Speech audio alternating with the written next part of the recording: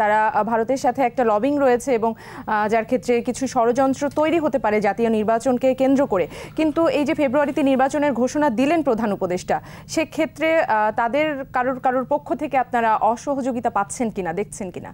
না, ডেফিনেটলি তারা যেহেতু একটি দেশের উদ্দেশ্য বাস্তবায়ন করার জন্য উঠে পড়ে লেগেছে, বাংলাদেশের যে গণতান্ত্রিক যাত্রাকে তারা ব্যাহত করতে চায়, সেজন্য আমরা দেখতে পাচ্ছি তারা সুস্পষ্টভাবে একটি অপ্রাসঙ্গিক যে পিআর পদ্ধতি, যে পদ্ধতির মাধ্যমে আপনার যে ইসরায়েল যে গণহত্যা চালাচ্ছে ফিলিস্তিনের উপরে, এটা কিন্তু একটা পিআরেরই ফসল।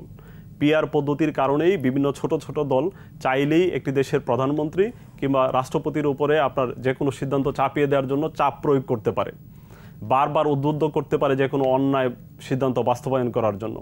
আপনারা দেখেছেন যে নেপালেও কিন্তু এক ধরনের ইনকনসিস্টেন্সি, মানে আপনার বারবার সরকার পরিবর্তন হয়, যে সকালে এক সরকার বিকেলে এক সরকার এই পিআর পদ্ধতির মাধ্যমে আসতে পারে।